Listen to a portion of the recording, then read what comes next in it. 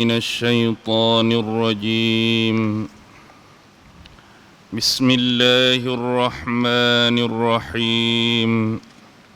السلام عليكم ورحمة الله وبركاته. الحمد لله الحمد لله الحمد لله الحمد لله رب العالمين، وبه نستعين على أمور الدنيا والدين، والصلاة والسلام على أشرف الأنبياء والمرسلين وعلى آله وصحبه أجمعين. سبحانك لا علم لنا إلا ما علمتنا إنك أنت العليم الحكيم. قال رب اشرح لي صدري ويسر لي أمري واحلل عقدة من لساني يفقه قولي. اللهم يسر ولا تعسر. اللهم صل على سيدنا محمد وعلى آله وصحبه وسلم، ولا حول ولا قوة إلا بالله العلي العظيم. أما بعد.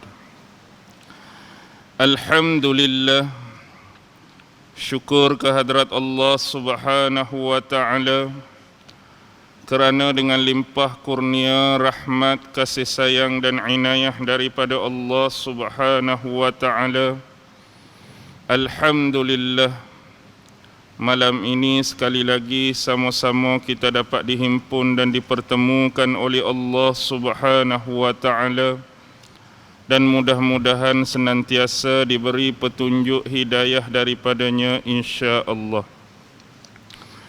Tuan-tuan, puan-puan, hadirin hadirat, muslimin muslimat yang dirahmati sekalian, insya-Allah pada malam ini kita akan sama-sama membaca dan mentadabbur satu surah yang agak pendek yang difirmankan oleh Allah Subhanahu wa ta'ala kepada junjungan besar Nabi Muhammad sallallahu alaihi wasallam, yaitu surah yang ke-105 mengikut urutan dan tertib susunan di dalam Al-Quran, yaitu merujuk kepada surah Al-Fil. Bismillahirrahmanirrahim. Alam tara kaifa fa'ala rabbuka bi ashabil fil. Alam yaj'al kaidahum fi tadlil. Wa arsala 'alaihim tayran ababil. ترميهم بحجارة من سجيل فجعلهم كعصف مأكول. Surah Al-Fil adalah merupakan salah satu daripada surah-surah yang dikenali sebagai surah Makkiyah, yakni surah yang diturunkan di Mekah kepada Nabi Muhammad sallallahu alaihi wasallam. Surah Al-Fil adalah satu surah yang diturunkan kepada Rasulullah selepas surah Al-Kafirun. Al-Kafirun surah yang ke-109 di dalam Quran. Lepas Allah turunkan surah Al-Kafirun, Allah turunkan surah Al-Fil kepada Nabi Muhammad sallallahu alaihi wasallam. Surah Al-Fil adalah satu surah yang agak pendek, yang cuma mengandungi 5 ayat, yang mana isi sebahagian besar surah tersebut menceritakan tentang tentera-tentera Abrahah yang datang daripada bumi Yaman dengan niat semata-mata untuk menyerang dan menghancurkan Kaabah, iaitu rumah suci yang dimiliki oleh umat Islam pada ketika itu.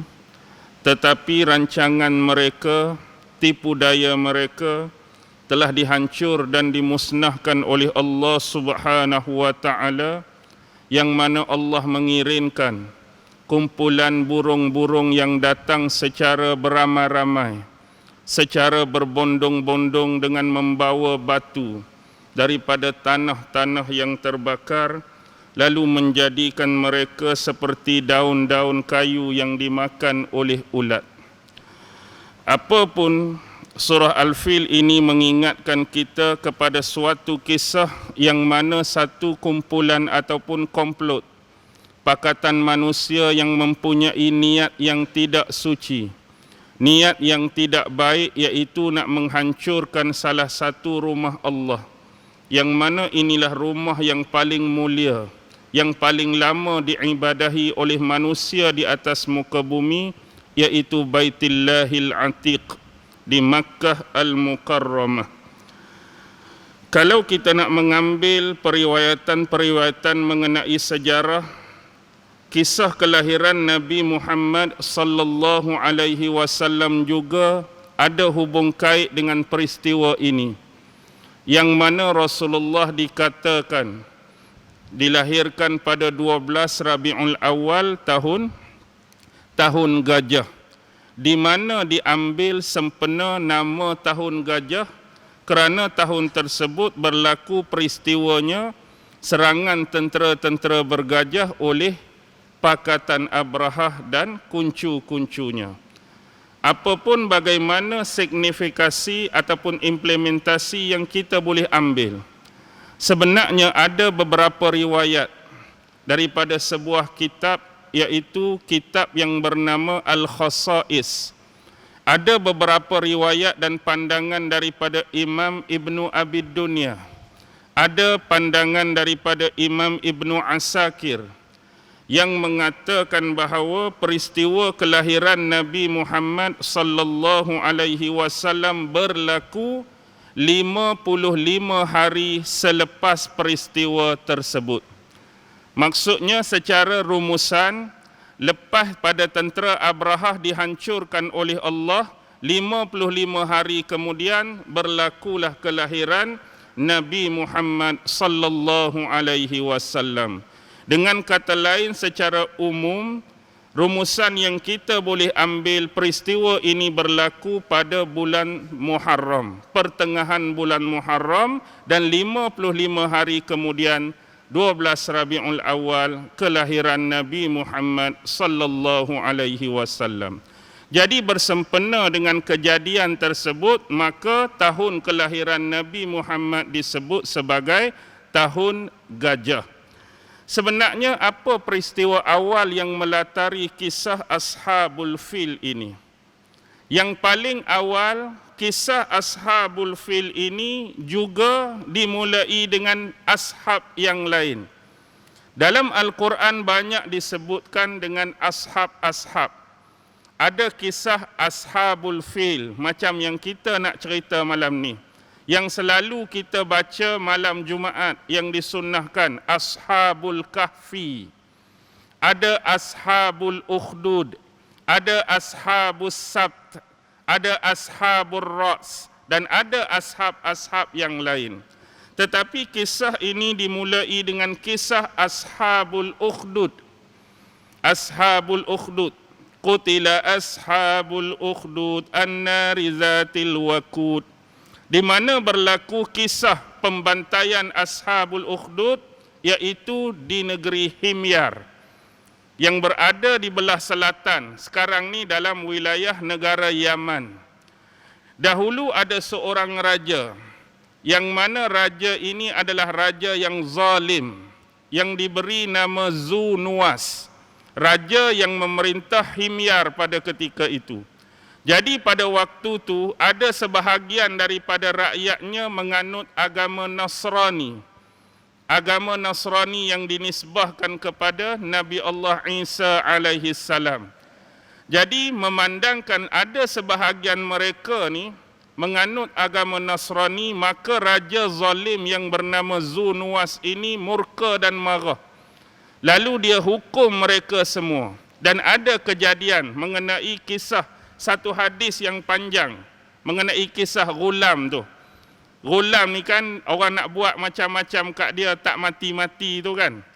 letak dia atas gunung yang tinggi, lempak ke bawah tak mati, bawa dia ke laut, ikat dengan rantai, selam dalam laut pun tak mati, letak dalam penjara dengan singa yang lapak dan ganas pun tak mati.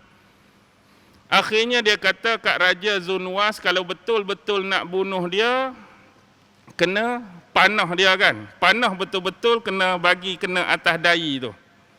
Jadi bila panah tu tak mati-mati juga, tapi dia kata boleh nak panah aku, tapi kena ucap kalimah Allah. Dengan mengucapkan kalimah Bismillah sebelum melepaskan anak panah.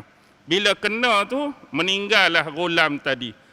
Jadi atas kesaksian kebenaran agama Ghulam itulah ramai orang yang masuk agama tu, yang menyebabkan Raja Zunwas ni murka. Lalu dia gali lubang yang besar, Al-Ukhdud. Jadi lebih kurang ada 20,000 orang. Kalau dalam tafsir Ibnu Katsir lebih kurang 20,000 orang yang diletakkan di dalam lubang dan kemudian dibakar beramai-ramai. Inilah kisah Ashabul Ukhdud. Jadi dalam ramai-ramai itu tak ada seorang pun yang terselamat, kecuali seorang saja lelaki yang berjaya melarikan diri, nama dia Daus. Dia juga disebut dalam kitab-kitab sejarah dengan panggilan Zu Sa'labain. Jadi bila Daus ni berjaya menyelamatkan diri dia, dia nak cari pertolongan, dia nak minta bantuan. Jadi dia nak minta bantuan dengan siapa? Cara yang paling tepat dan selamat, dia kena minta bantuan dengan orang yang mempunyai kuasa dan pengaruh, yang mempunyai akidah yang sama macam dia, Nasrani. Dan pada waktu itu di Syam ada seorang kaisar yang mewakili Raja Rom. Raja Rom. Siapa dia? Rom mana ni? Rom Timur, Byzantium Timur. Salah satu di Syam tu ada penguasa dia. Jadi Rom kita terkenal dengan agama Nasrani.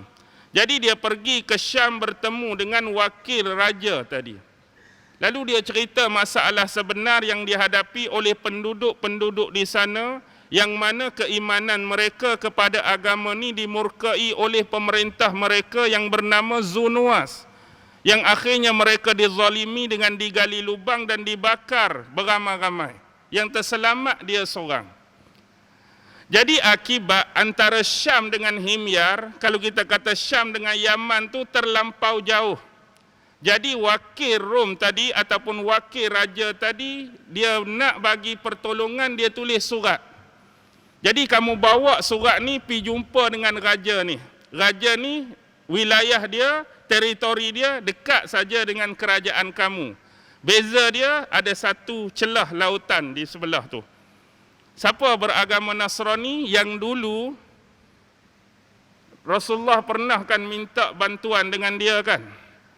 Bila sahabat-sahabat dia pada awal memeluk Islam tu dizalimi, dibuat macam-macam, Rasulullah minta sahabat dia berhijrah ke mana? Ke bumi Habsyah. Raja An-Najasyi itu menganut agama Nasrani. Tapi Najasyi ni bukan Najasyi hak zaman Nabi, hak sebelum zaman Nabi ni. Najasyi juga disebut sebagai Negus. Nama dia bukan Najasyi, itu gelaran bagi raja yang memerintah negara Habsyah. Jadi bawa surat aku ni pergi jumpa dengan An-Najasyi kerana akidah dia sama juga dengan akidah kita, agama dia Nasrani. Jadi minta bantuan dengan dia, dia akan bagi bantuan kepada kamu, memandangkan wilayah Habsyah tu lagi dekat, lagi rapat dengan Yaman. Kami di Syam ni jauh. Jadi dia bawa surat wakil raja ni pergilah menuju ke bumi Habsyah dalam keadaan susah dan payah. Lalu bila diberitakan kepada Raja Habsyi, maka Raja Habsyi hantar bantuan. Najasyi hantar 2 orang panglima perang dia. Dalam sejarah seorang nama Aryad dan yang kedua nama Abraha. Ni baru nak start cerita Abraha. Aryad sebagai ketua, penolong ketua Abraha ibnu Sabah ataupun gelaran dia Abul Yaksum. Jadi pilah 2 orang tentera ni, di samping di belakang dia ada beratus-ratus dan beribu-ribu batalion tentera semata-mata nak memerangi Himyar yang telah mengkhianati dan menzalimi orang-orang yang berakidah Nasrani tadi. Lalu Aryad dengan Abraha pergi serang. Sepanjang perjalanan tu mereka serang sungguh-sungguh.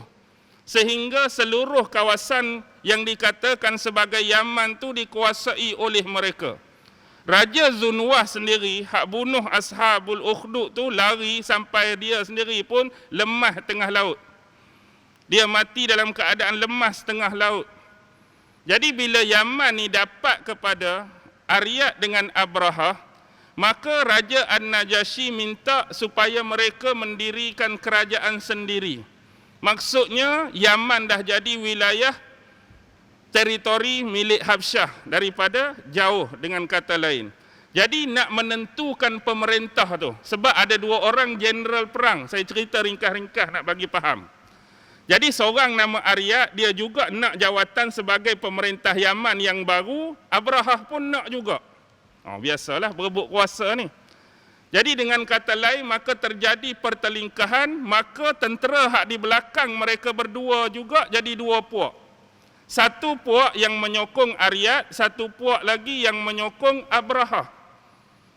Jadi cara yang terbaik untuk melantik siapa ketua, jadi masing-masing mengatakan bahawa tidak adillah kalau kita menggunakan penyokong-penyokong di belakang kerana pertelingkahan kita.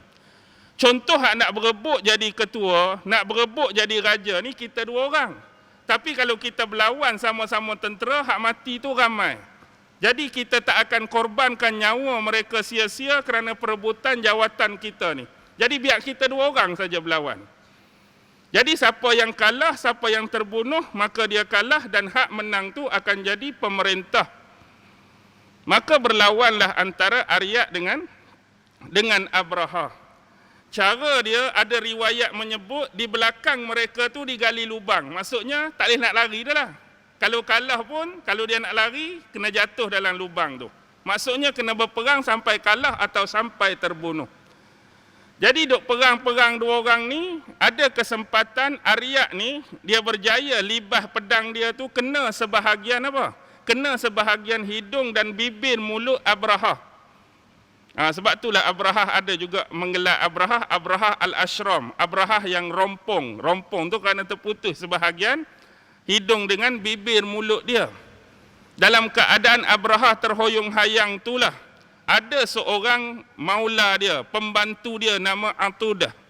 Atudah ni tengok bos dia ni terhuyung hayang nak kalah, dia pun ganti seolah-olah berlawan dengan Aryat, akhirnya Aryat terbunuh. Aryat terbunuh. Jadi Abrahah ni dibawa usung keluar daripada medan, kemudian dia ni diubati, kemudian sampai dia sembuh. Bila Aryat tu dah kalah dan meninggal, maka orang melantik siapa? Abrahah. Jadi Abrahah mengenangkan jasa siapa tadi? Atudah, maka dia lantik Atudah jadi orang kanan dia. Hak kena tolong bunuh Aryat tadi.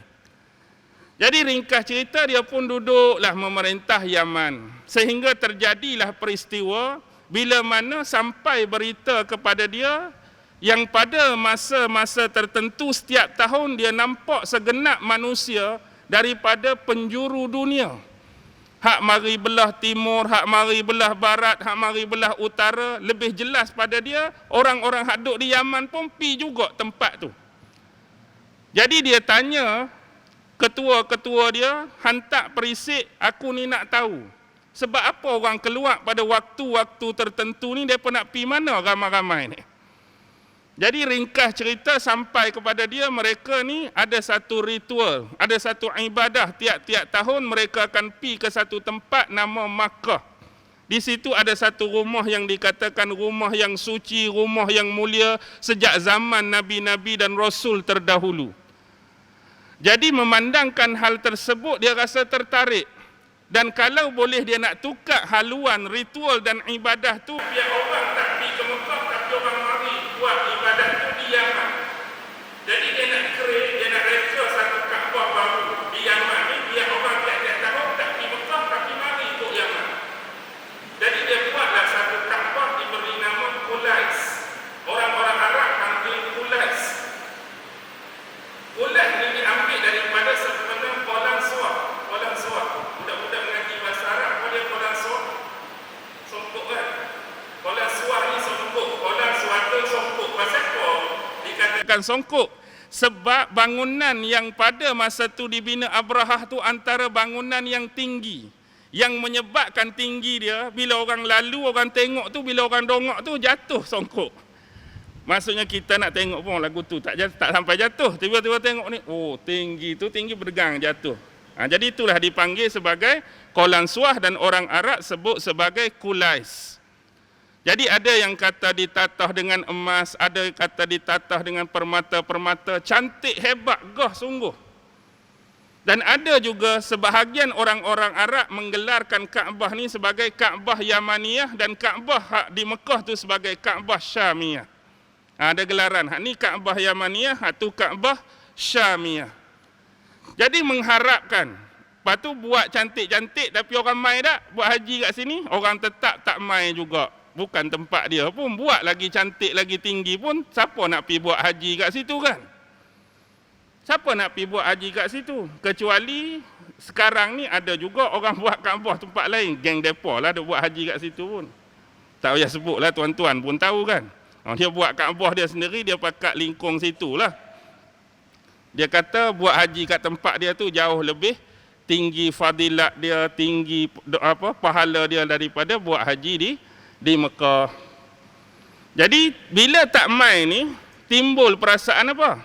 Timbul perasaan nak marah lah sebab dia buat tinggi-tinggi, buat cantik-cantik, buat elok-elok tapi tak ada siapa pun nak mai buat ritual dan ibadah di sini. Lebih-lebih lagi bila orang-orang tahu mereka lebih kepada agama Nasrani, bukan beragama seperti agama sebelum ini. Jadi akibat daripada tu, maka Abrahah dengan tentera-tentera dia ada niat merancang untuk menyerang dan memusnahkan Kaabah di Mekah. Dengan tujuan bila Kaabah di Mekah tak ada, orang akan mari ke Yaman. Jadi dia minta bantuan An-Najasyi. Minta bantuan An-Najasyi. Sebelum tu, berbalik kisah Abrahah dengan Najasyi ni, lepas dia bunuh Aryat hari tu, Raja Najasyi di Habsyah tu marah. Raja Najasyi sampai berita ketua panglima perang dia Aryat terbunuh di tangan Abrahah ni, bukan main marah. Bahkan sampai surat kepada Abrahah, aku akan datang sendiri ke bumi Yaman, aku akan injak-injak bumi Yaman dan aku akan potong ubung-ubung kamu, belah kepala kamu. Nak marah dekat Abrahah. Sebab jadi peristiwa kematian Aryat tadi. Maka dengan sebab tu, Abrahah ni dia punya diplomasi dia tinggi. Jadi dia hantar utusan bawa apa? Hadiah-hadiah daripada Yaman, air-air wangi, bau-bauan daripada Yaman, cenderamata daripada Yaman, kemudian ada satu bekas. Dalam bekas kantung tu dia isi tanah bumi Yaman. Lepas tu dia ada satu lagi bekas, dia kerat awal-awal dah rambut dia. Dia kerat awal-awal rambut dia, dia bubuh dalam satu bekas. Bila Raja An-Najasyi terima benda tu, tengok hadiah, dia rasa seronok, tengok air wangi, rasa seronok, tengok cendera hati, rasa seronok. Kemudian bab tu dia tengok tanah. Dia kata tak payahlah tuanku nak menyusah-nyusahkan diri tuanku datang ke Yaman. Dengan sebab nak menginjak-injak bumi Yaman, jadi nak melansaikan sumpah tuanku tu, saya dah kirim bumi Yaman. Jadi bila sampai tanah ni, ambil tuanku pijak-pijak di Habsyah, sudahlah.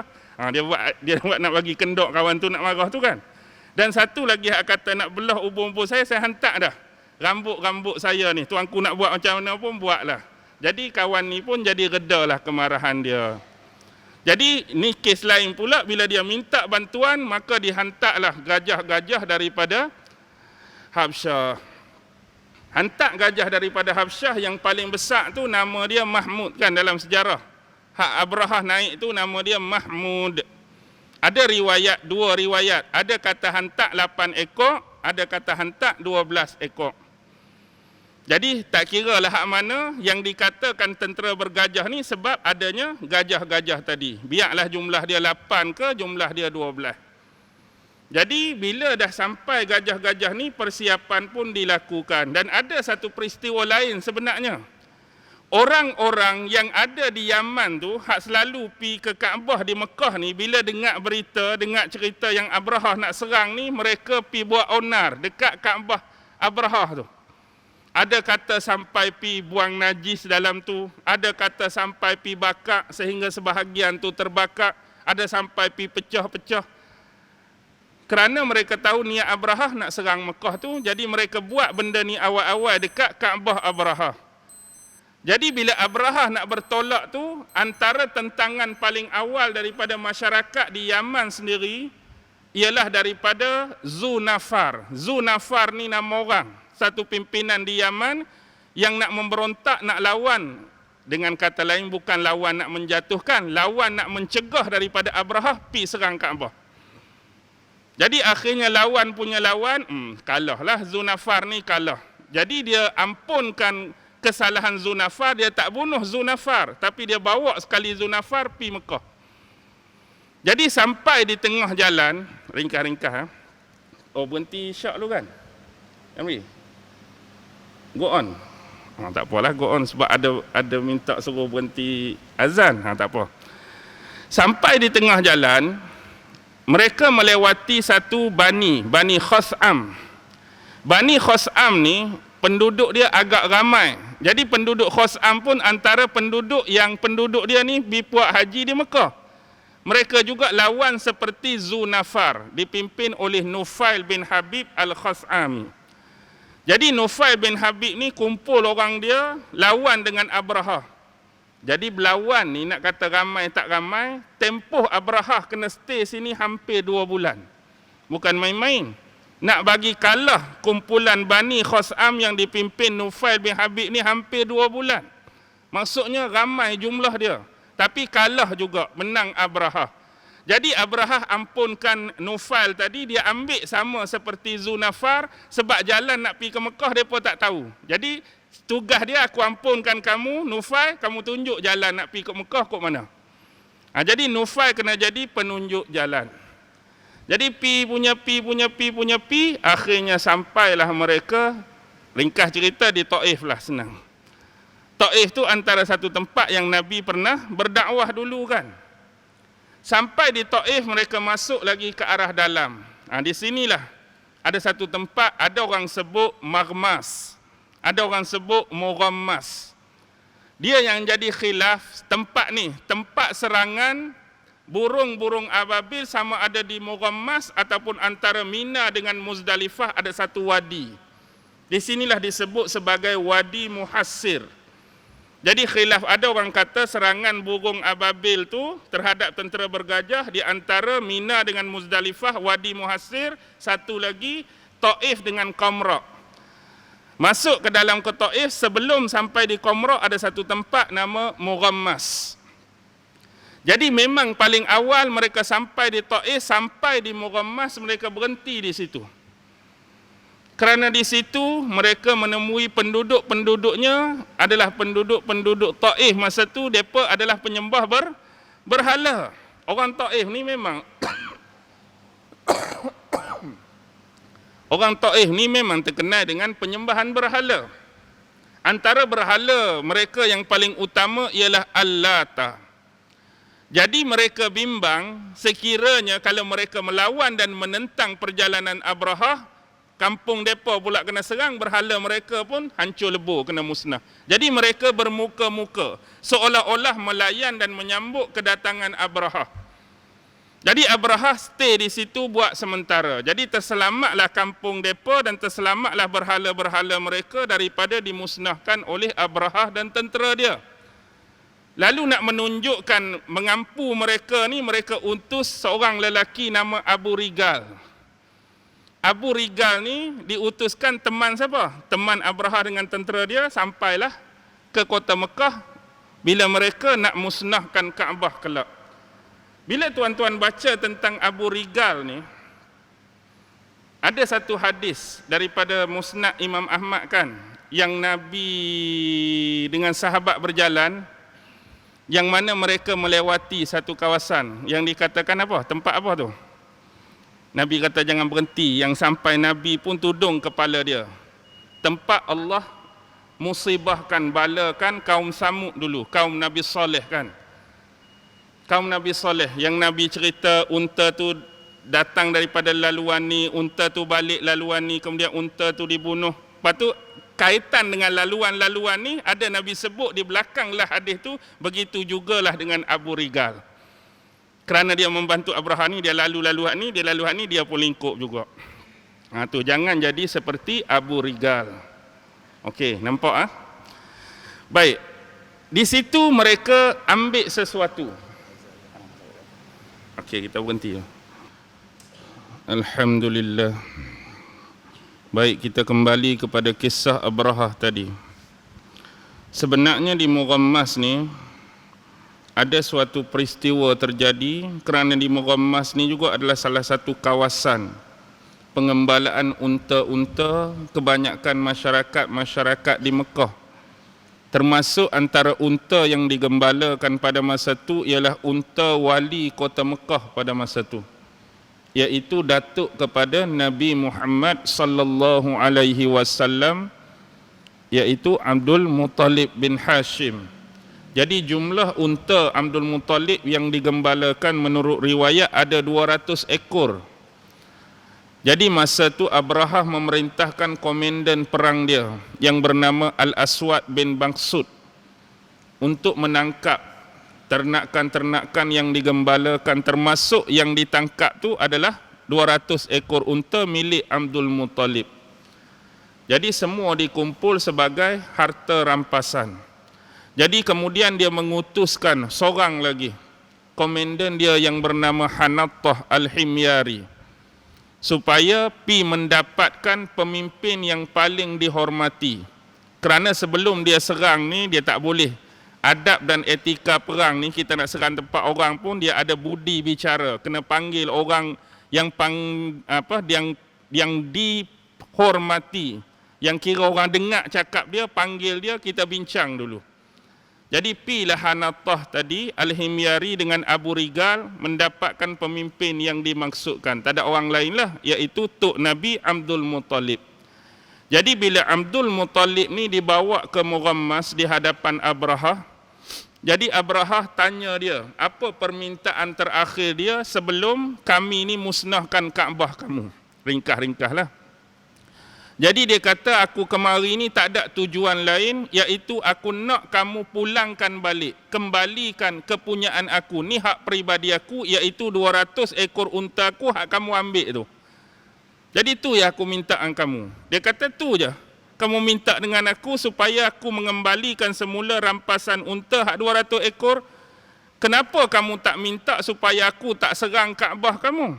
Pasal apa tak minta benda tu? Dia kata, aku minta 200 ekor unta tu sebab tu memang hak aku, peribadi aku. Tetapi tempat yang kamu nak serang, Kaabah Baitul Atiq tu bukan milik aku. Rumah tu ada tuan dia. Rumah tu ada pemilik dia, iaitu pencipta kepada alam semesta ni, Allah Subhanahu wa taala. Jadi jawapan daripada Abdul Muttalib ni disindir oleh Abraha. Tak apalah kalau lagu tu kamu tak minta kami serang, aku nak tengok pemilik atau tuan rumah tu jaga macam mana bila kami nak serang kelak. Jadi kawan tu pun ambil unta dia, bawa balik semula ke kota Mekah. Jadi kemudian Abraha pun mula menuju ke kota Mekah. Jadi sebenarnya sebelum sampai di tempat tersebut, Abdul Muttalib ni minta dah kepada penduduk Mekah sebelum Abraha masuk ni, berusahalah diri kamu masing-masing mencari tempat yang selamat sebagai perlindungan. Pilah celah-celah bukit, balik-balik bukit, bersembunyi di gua-gua. Kerana Abraha ni datang dengan tentera yang cukup besar, nak serang kota Mekah dan musnahkan Kaabah. Jadi aku sendiri akan minta pertolongan dan doa daripada Allah, dialah yang paling layak untuk menjaga rumah ni. Jadi kemudian dia sengaja meninggalkan 100 ekor unta budnah. 100 ekor unta budnah ni, unta sebagai bentuk pengorbanan. Di sekitar Kaabah tu tinggal 100 ekor unta. Dengan tujuannya, asal lagu ni, ada riwayat sebut, unta ni bila ditinggal, nanti contoh kalau Abraha masuk, orang-orang Abraha akan rampas unta ni. Kalau mereka tu tak kesian, mereka akan bunuh dan siksa unta ni. Jadi minta-minta bila mereka rampas, mereka bunuh, mereka siksa, Allah akan bantu mereka. Bukan bantu mereka itulah, bantu Abdul Muttalib dengan penduduk Mekah atas kezaliman dan penganiayaan terhadap unta-unta tadi mereka akan dikenakan hukuman oleh Allah. Macam seolah-olah satu, nak kata perangkap, bukan perangkap, maksudnya satu umpan lah kita kata, agar mereka ni buat zalim dekat unta tu, Allah akan balas kezaliman mereka. Jadi riwayat tu yang macam saya sebut tadi, serangan bermula daripada burung-burung ababil tu sama ada pergerakan daripada Mughammas ataupun mereka betul-betul dah sampai di Wadi Muhassir. Kalau kita tengok dalam kitab Al-Jami' fi Sirah An-Nabawiyah, dia ada peta Mekah kuno. Lepas pada Kaabah tu ada Mina. Lepas Mina ada Muzdalifah. Celah-celah Mina dengan Muzdalifah, situ Wadi Muhassir. Depan sikit kita ada masjid. Masjid yang paling panjang sekali. Masjid apa? Masjid Namirah kan. Kalau kita pergi ke Mekah kan, Masjid Namirah. Lepas tu ada Padang Arafah. Lepas Padang Arafah ada satu tempat nama Haddad. Di belakang tu ada mata air. Nama mata air Zubaidah. Siapa pernah pergi melawat mata air ni? Jarang orang nak pergi kan. Setengah orang pergi. Mina saya pergi, Muzdalifah saya pergi, Arafah saya pergi. Dia ada satu mata air bersejarah, mata air Zubaidah. Jarang orang nak pergi sini. Baik. Bila tengok keadaan tu, bermulalah ceritalah senang. Datanglah daripada arah laut. Hitam, kelam, gambaran di atas awan, atas langit itu berbondong-bondong burung datang. Ada setengah kata macam burung walid rupa dia. Burung walid tahu? Burung hak kita duk ambil apa tu? Dia punya ayak liur lah, burung walid tu. Hak kita duk makan tu, air liur, air liur tu. Tapi tak tahulah burung tu burung hak dunia ke burung hak memang sengaja Allah hantar, hak tu biarlah. Hanya Allah yang Maha mengetahui. Jadi burung tu datang, dia bawa 3 biji batu setiap seekor. Satu di paruh dia, 2 lagi di kaki dia, dua-dua tu. Tu dah dia sebut apa tadi? Wa arsala alaihim tayran ababil, dan Allah Subhanahu wa taala telah mengutuskan ke atas mereka tayran, burung ababil. Maksud ababil ni yang berbondong-bondong, tapi kita pergi letak nama pula burung apa? Burung ababil. Biarlah bila sebut burung ababil tu senang nak faham. Tarmihim bihijaratin min sijil, dan melempari mereka dengan batu-batu daripada tanah-tanah yang dibakar. Jadi bila burung tu burung tu melontarkan 3 biji batu tadi ke atas Abrahah dan tentera-tentera dia. Jadi riwayat ni banyaklah. Ada kata bila tubuh tentera Abrahah tu kena batu tadi, ada yang kata mereka akan rasa gatal. Bila kena tu rasa gatal, tapi bila mereka garu, start garu saja, luruh habis daging-daging hak tempat mereka garu tu. Bila kena rasa gatal, bila mereka garu, luruh daging. Gatal, luruh daging. Jadi tinggal tulang lagu tu. Lepas tu ada juga riwayat kata lebih dahsyat daripada tu, kalau kena atas kepala ni tembus kok dubur terus. Maksudnya kena tu tembus. Kalau kena kok kiri, tembus kok kanan. Kena kok kanan, tembus kok kiri. Kena kok perut, tembus kok belakang. Jadi betul lah kalau istilah Al-Quran menggunakan faja'alahum ka'asfim ma'kul, seperti daun-daun yang dimakan ulat. Kalau kita tengok daun yang komplit dan sempurna kena makan ulat, jadi lagu mana? Berlubang sana, berlubang sini, berlubang sana, berlubang sini. Asal sebelum mereka nak start tu, Habib, Nufail bin Habib di Bani Khos'am tadi, dia pernah sebut pada Mahmud. Dia bisikkan pada telinga Mahmud, wahai Mahmud, duduk diam dan tetaplah kamu pada tempat kamu. Kalau kamu punyai kesedaran, baliklah semula ke tempat asal kamu. Kawan tu saja pergi bercakap dengan gajah. Memang Mahmud tak mau bangun pun. Mahmud duduk situ lah, di bedai ke, di luku, dibuat apa pun dia tak mau bangun. Dia dah rasa dah benda tak seronok sekiranya dia meneruskan perjalanan dia ke arah Kaabah. Jadi bila kena serangan-serangan macam ni memang tak selamatlah. Termasuk Abrahah sendiri pun tewas di pertengahan jalan. Dan juga ada riwayat, saya tak tahulah riwayat ni benar ke tidak atau agak melampau, sampai ada yang terselamat nyawa-nyawa ikan pun ada sempat sampai ke Yaman. Saya kira kalau kena macam ni dah sampai tak ke Yaman? Kalau kena gaya tadi tak? Rasa tak apa nak sampai ke Yaman tak? Tapi ada juga riwayat sampai ke Yaman, dia sempat cerita betapa teruknya dia kena. Tapi dia mati jugalah. Tapi biarlah riwayat tersebut. Tapi nak habaknya, itulah pengakhiran kepada kisah Ashabul Kahfi. Bagaimana satu golongan yang beria-ria nak memusnahkan rumah Allah, salah satu tempat yang dimuliakan di atas muka bumi, dan niat serta hasil apa yang mereka lakukan telah dibalas oleh Allah dengan keadaan demikian. Sangat mengerikan, sangat menghinakan. Itulah balasan kepada manusia-manusia yang mengingkari akan Allah Subhanahu wa ta'ala sebagai pencipta mereka. Apapun, kalau kita tengok dalam sejarah sebagai contoh, nanti ada hadis di akhir zaman, dia ada satu orang yang Nabi ceritakan yang akan hancurkan Kaabah. Siapa dia? Nabi istilahkan dengan istilah Zu Suwakotain. Zu Suwakotain, orang yang akan hancurkan Kaabah di akhir zaman, juga akan datang dari arah yang sama. Dari mana? Habsyah. Tapi kita tak tahu siapalah dia tu. Istilah dia Zu Suwakotain, cari dalam sejarah. Dan apa yang kita boleh regukan kalau kita perasan antara Yaman dengan Mekah ni, dulu dah ada Kaabah di Mekah. Contoh, orang-orang Arab belah ni, hak di Yaman ni, seolah-olah lah kita kata dengan satu istilah, berasa cuba nak menandingi saudara mereka belah ni, mereka pun buat apa? Buat Kaabah juga. Tapi selepas kelahiran Nabi Muhammad, tengok, peristiwa ni seolah-olah berulang kembali. Tempat yang sama. Kalau dulu sebelum Nabi lahir, mereka cuba menandingi buat Kaabah. Kaabah dah ada, mereka cuba buat Kaabah. Kawasan mana? Yaman.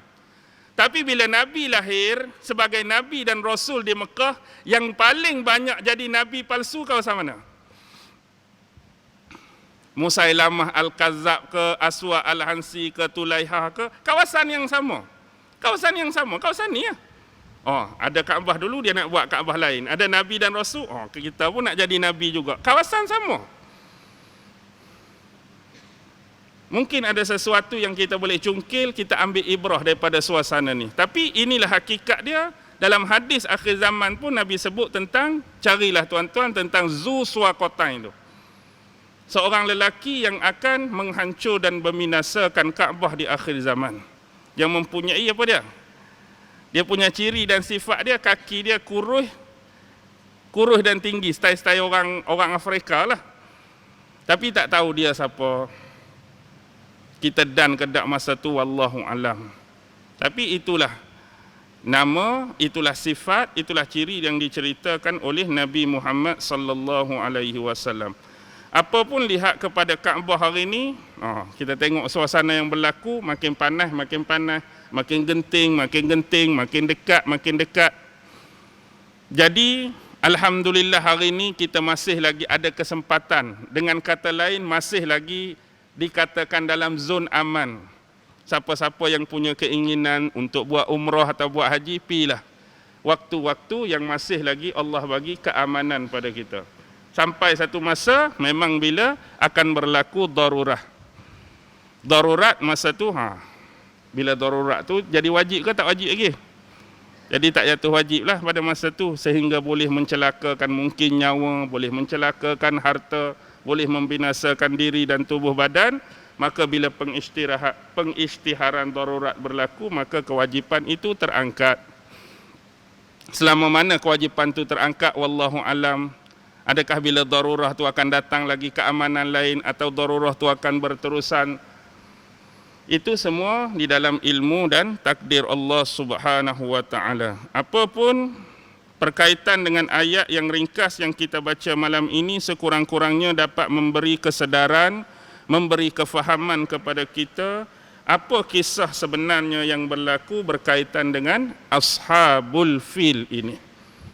Kisah daripada Ashabul Ukhdud berenjak daripada satu keadaan kepada satu keadaan yang memperkenalkan kepada kita siapa itu Aryad, siapa itu Abrahah, siapa itu Zunafar, siapa itu Zunuwah, siapa dia Nufail bin Habib Al-Qatsami, siapa dia Abu Rigal, siapa dia Al-Aswa' bin Maksud, siapa dia Hanatah Al-Himyari, siapa dia Abdul Muttalib bin Hashim. Nama-nama ini berangkai dalam kisah yang amat bermakna bagi kita untuk kita faham bahawa setiap rumah, terutama Kaabah itu, ada tuan dia, ada pemilik dia yang pasti akan menjaga rumah tersebut daripada dimusibahkan atau dimenasakan oleh tangan-tangan musuh-musuh Allah Subhanahu wa taala. Kita bermohon kepada Allah Subhanahu wa taala agarlah jangan menjadikan diri kita di dalam golongan yang mana tangan-tangan, kaki kita, akal kita dan seluruh anggota kita menjadi kumpulan yang sama seperti Abraha. Minta jauh sangat-sangat, jangan Allah bagi anggota tubuh badan kita ni, semua sekali, akal ke, fikiran kita, tangan, kaki, IQ, idea kita, jangan jadi seperti golongan Abraha yang niat dia nak membinasakan, menghancurkan rumah Allah. Dengan kata lain, bukan sekadar rumah, tapi juga nak menghancurkan agama Allah Subhanahu wa taala. Tapi jadikanlah kita satu golongan yang sebaliknya, iaitu yang mana kita menggunakan keseluruhan anggota tubuh badan kita daripada hujung rambut sampai hujung kaki semata-mata nak membela agama Islam, nak mempertahankan agama Islam, nak protect dan defend agama Islam, bukan jadi yang sebaliknya. Yang lebihnya, kita sentiasa bermohon kepada Allah Subhanahu wa taala agar sentiasa mengukuhkan, mensabatkan, isbat iman kita sampailah ke akhir hayat kita. Jangan bolak-balikkan keimanan kita. Minta jangan Allah bolak-balikkan hati kita. Jangan cenderung kepada kesesatan, kebatilan dan kezaliman.